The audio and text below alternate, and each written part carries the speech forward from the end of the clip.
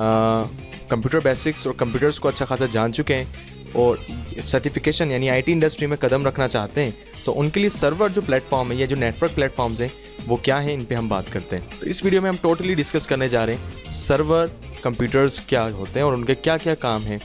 तो गाइज़ इसकी एग्जांपल हम ऐसे लेते हैं कि फ़र्ज़ करें कोई अस्पताल है, कोई ऑर्गेनाइजेशन है या कोई कंपनी है, उसमें अलग अलग डिपार्टमेंट्स होते हैं और अलग अलग डिपार्टमेंट्स में अलग अलग काम किया जा रहा होता है, जिसमें आईटी डिपार्ट अलग हैं, हमारे सेल्स के डिपार्ट अलग हैं, अकाउंट्स के डिपार्टमेंट्स अलग हैं।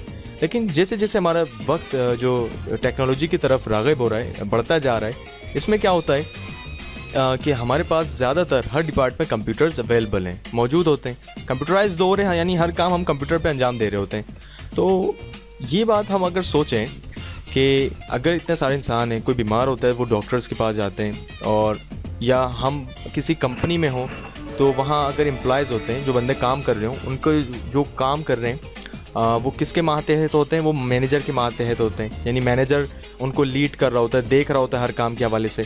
तो ये तब सारे काम हम जब इंसानों में हैं, जब है तो जो इतनी बड़ी मशीनरी है कंप्यूटर के हवाले से, तो वो कंप्यूटर्स ख़राब भी हो सकते हैं, वो कंप्यूटर्स अपने हिसाब से वर्कआउट भी कर सकते हैं। कोई ज़्यादा किसी में विंडो करप्ट हो जाती है, किसी में कोई प्रॉब्लम आ सकता है, तो उनकी जो मैनेजमेंट है, वो जो संभाल रहे हैं चीज़ें, वो हमारी कौन सा मशीन संभाल रही है, वो कौन सा ऐसा प्लेटफॉर्म है जो संभाल रहा है, तो उस चीज़ को समझने के लिए हम स्टार्ट करते हैं सर्वर को।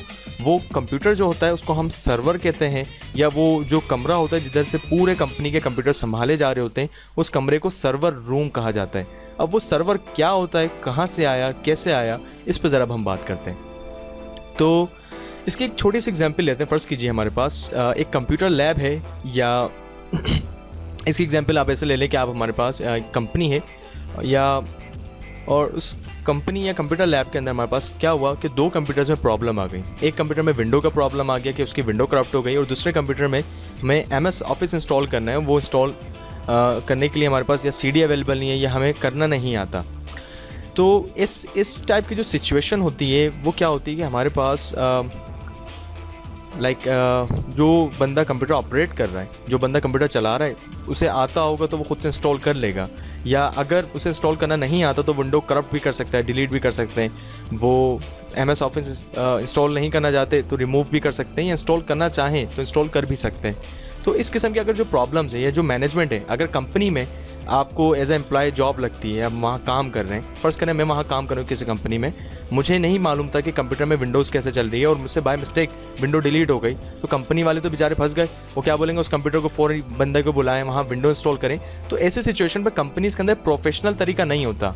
वहाँ क्या होता है, एक प्रॉपर तरीका चाहिए होता है। एक तो हर किसी को जॉब मतलब ऐसे नहीं रख लेते कि वो विंडो उड़ा दे, लेकिन फिर भी ये चांसेस होते हैं, ये एक इलेक्ट्रॉनिक्स आइटम है, इनमें प्रॉब्लम आ सकती हैं। तो वो उन प्रॉब्लम से बचने के लिए इसकी जो मैनेजमेंट है वो कहाँ से लाई जाए।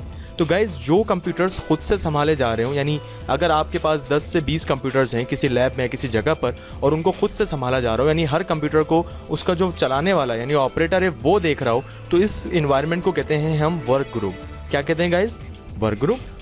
और सेम एज इट इज़ अगर हम इसकी एग्जांपल सर्वर मशीन के अंदर साथ लें, तो सर्वर मशीन की डायग्राम कुछ यूँ हो सकती है गाइस कि हमारे पास same as it is 5 computers हैं, और अब की दफ़ा हमारे पास यहाँ सर्वर मशीन उसके साथ है। सर्वर मशीन समझ लें एज अ मैनेजर इन तमाम कंप्यूटर्स को निगरानी करेगा, इन तमाम कंप्यूटर्स को ऑर्डर दे देगा, और समझ लें लेके चलेगा जिसे अपने हिसाब से हमने एडजस्ट करवाने। इस कंप्यूटर में विंडो करप्ट हो गई, जैसे कि हमारे यहाँ एरर डिटेक्ट कर रहा है। इस कंप्यूटर में हमारे पास USB नहीं डिटेक्ट कर रहा, या इस कंप्यूटर में हमें MS ऑफिस जो सॉफ्टवेयर है वो इंस्टॉल करना है।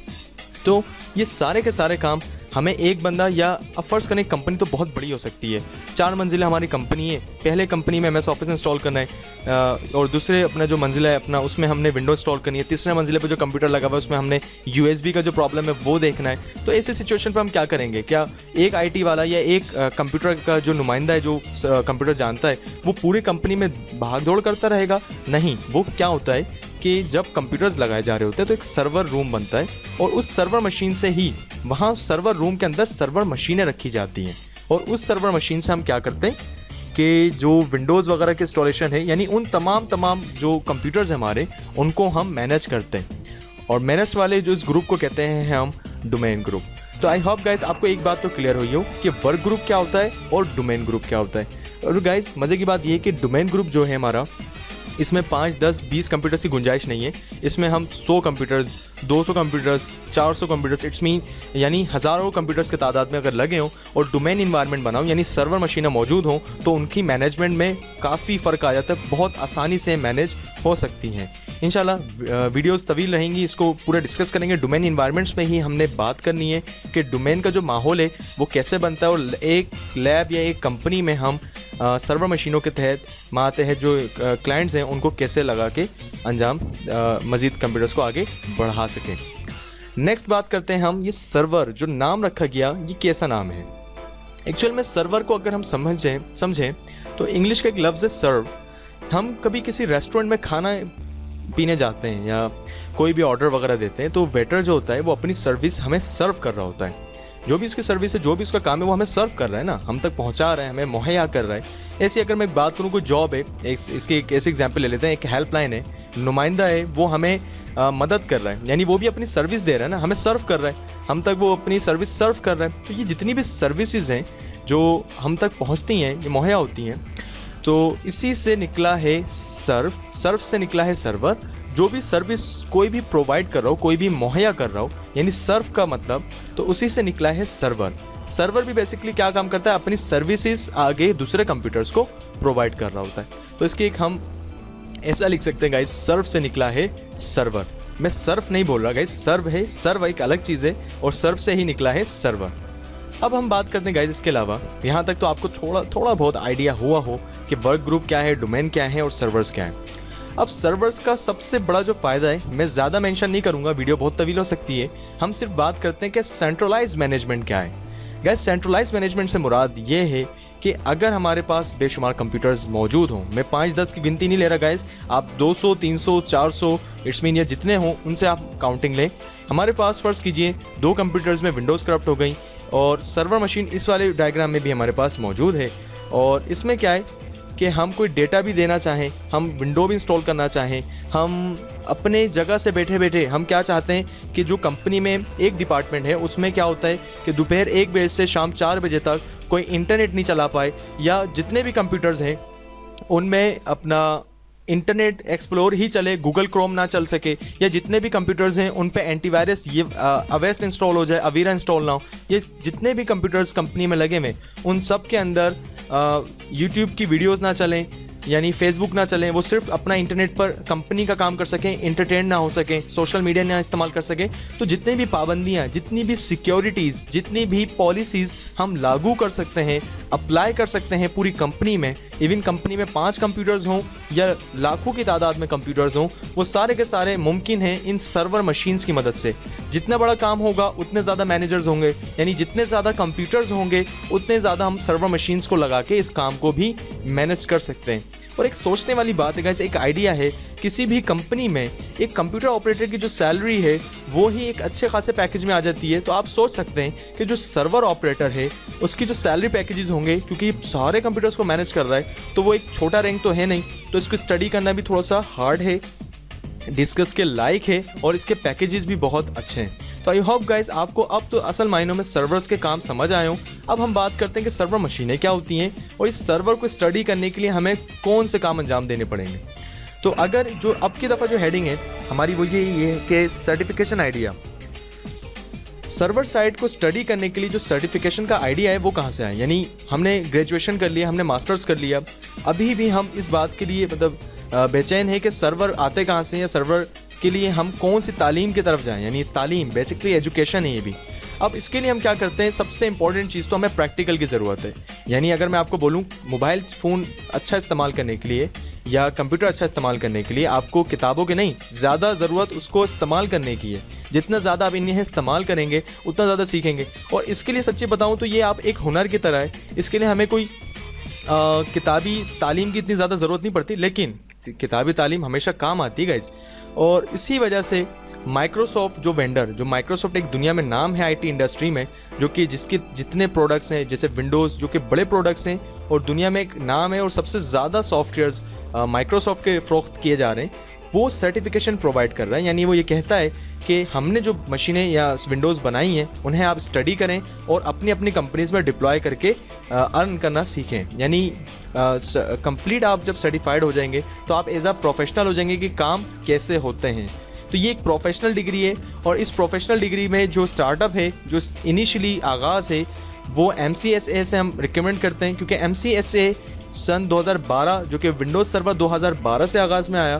तो इसकी फुल फॉर्म जैसे MCSA है, लिखी हुई है यहाँ Microsoft certified solution associate, Microsoft solution associate का आ रहा है और हम उसके क्या हो जाएंगे, सर्टिफाइड हो जाएंगे। यानी अगर हम इस पेपर को पास कर लें, इस कोर्स को पढ़ लें, इसका प्रैक्टिकल भी कर लें और इसके जो थ्योरी वाला पेपर है जिसको हम ऑनलाइन एग्ज़ाम देते हैं, वो अगर पास कर लें तो हमें माइक्रोसॉफ्ट से ये डिग्री मिल जाएगी, ये एजाज़ मिल जाएगा कि हम माइक्रोसॉफ्ट सर्टिफाइड हैं। किसके लिए? सॉल्यूशन एसोसिएट के लिए। तो MCSA के बाद MCSE होता है, MCSE के बाद MCSM होता है। और गाइस ये इनफ नहीं है, जितना ज़्यादा आप पढ़ते जाएंगे उतने ज़्यादा आप आगे बढ़ते जाएंगे। बस वही बात है, MCSA हमारे मैट्रिक है, MCSE हमारा इंटर है और MCSM में हमारा समझ लें ग्रेजुएशन है। जितनी ज़्यादा आपकी स्टडी होगी उतनी ज़्यादा आपका प्रैक्टिकल्स होंगे, जितना प्रैक्टिकल्स जितनी थ्योरी आपकी मिलेगी उतने ज़्यादा आप हाई क्वालिफाइड होंगे और वो कैलिबर के हिसाब से आपको अच्छी जॉब्स असाइन हो सकती हैं। तो हम ये डिस्कस करते हैं, इंशाल्लाह कोशिश करते हैं कि इस पूरी सीरीज़ में बात कर सकें कि हम ये सर्टिफिकेशंस के जो पेपर हैं, इंशाल्लाह मेरी जो कोशिश है वो ये है कि हम इन्हीं पूरे कोर्सेज़ में, इस पूरी वीडियो सीरीज़ में MCSA को फोकस करेंगे। MCSA के तमाम टॉपिक्स को बाखूबी प्रैक्टिकल करेंगे। पहले सारे टॉपिक्स पहले प्रैक्टिकल करके जानेंगे कि विंडो कैसे होती है, एक जगह से बैठे बैठे, एक ही जगह से बैठे बैठे, एंटीवायरस कैसे इंस्टॉल हो रहे हैं तमाम कंप्यूटर्स पे, एक ही जगह से बैठे बैठे डिप्लॉयमेंट कैसे हो रही है, वो सारे काम हम जानेंगे। उसके बाद पेपर्स की तैयारी की तरफ बात करेंगे। एक सवाल बहुत ज़्यादा जहनों में आता है कि भाई सर्वर मशीन का यूनिक है, क्या कहाँ से मिलती है हमें? जैसे हमारे घर में विंडोज़ XP वाला कंप्यूटर है जिसमें हम विंडोज़ XP चला रहे हैं। स्कूल में हमने देखा कि हमारे जो प्रिंसिपल साहब हैं वो विंडोज़ 7 का कंप्यूटर चला रहे हैं। ऐसे हमने देखा बाहर मार्केट्स में कोई बंदा, कोई साहब विंडो 8 का कंप्यूटर चला रहे हैं, जिस कंप्यूटर में विंडो 8 चल रही है। या ऐसे अभी जो नई विंडो हमारी रिलीज़ हुई है वो विंडोज़ 10 है, किसी जगह हमने विंडोज़ 10 का तस्करा कर लिया, देख ली। तो ये तमाम के तमाम गाइस नॉर्मल कंप्यूटर्स हैं, इनमें कोई ख़ास बात नहीं है। ये एक होम बेसिक डेस्कटॉप या टावर कंप्यूटर्स हो सकते हैं जो कि हमारे घरों में चल रहे हैं। अब ये अपनी अपनी मर्ज़ी, कोई बंदा नोकिया का फ़ोन लेता है, कोई बंदा सैमसंग का ब्रांड लेता है, कोई बंदा मोटरोला लेता है। ऐसे ही क्या है, ये जो XP 7, 8 और 10 है, इसमें क्या होता है, जो बंदे को आसान लगता है वो लेता है। और XP जो है वो पहले आई, 7 बाद में आई, 8 बाद में आई और 10 उसके बाद आई। यानी चंद फीचर्स भी बढ़ते जाते हैं। जो टेक्नोलॉजी बाद की होती है उसमें ज़्यादा फीचर्स और ज़्यादा आसानियाँ शामिल कर देते हैं। तो सेम ऐसे ही हमारे पास एक नॉर्मल सा कंप्यूटर होता है, यानी थोड़े से, मतलब ज़्यादा नॉर्मल नहीं, कुछ बेहतर उसमें कॉन्फ़िगरेशन, यानी उसकी रैम ज़्यादा होती है, उसकी हार्ड ड्राइव थोड़ी ज़्यादा होती है। और उसमें हम क्या इंस्टॉल करते हैं, विंडोज़ सर्वर 2012। एक्चुअल में जो सर्वर होता है वो विंडोज़ ही है। ये सॉफ्टवेयर बेस्ड काम होता है सारा और इसका डिपेंड हार्डवेयर पे भी होता है। अब फ़र्ज़ करें मैं आपको एक क्या कहता हूँ, हमारे पास 5 कंप्यूटर्स हैं और उन 5 कंप्यूटर्स को संभालने के लिए हम एक कोर ट्यूडियो का कंप्यूटर को सर्वर बना रहे हैं। तो कोर ट्यूडियो का जो सर्वर है वो बिल्कुल ईजिली हमारा बन सकता है। उसमें हम 1 GB या 2 GB रैम लगाए हम सर्वर इंस्टॉल कर सकते हैं। लेकिन मसला ये है, जब हमारी कंपनी में 200 कंप्यूटर्स हो जाएंगे तो अब 200 कंप्यूटर्स का मतलब लोड ज़्यादा होगा। तो जितना ज़्यादा गुड़ डालेंगे उतना ही मीठा होगा। वो वाली एग्जांपल यहाँ फिट होती है। तो विंडोज़ सर्वर 2012 जो है वो एक नॉर्मल कंप्यूटर में इंस्टॉल कर सकते हैं हम। और इसको एज अ प्रैक्टिकल करने के लिए हम जब VMware को डिस्कस करेंगे तो उसमें हम बताते हैं कि हम वो कौन सी चीज़ें लेके चलें कि हम इसे इंस्टॉल कर सकें। तो आई होप आपको अब तक तो बात समझ आई हो। अब जो विंडोज़ सर्वर 2012 है इसे आप इंटरनेट से डाउनलोड कर लें। डाउनलोडिंग और इंस्टॉलिंग के जो तरीक़ेकार हैं वो हम इसी वीडियो सीरीज़ में आगे जानेंगे। अभी फ़िलहाल हम बात करते हैं कि MCSA अगर हम पूरा प्रैक्टिकल अंजाम दे दें, यानी इस पूरी कोर्स की वीडियो सीरीज़ पढ़ लें, उसके बाद हमें क्या फ़ायदा होना है।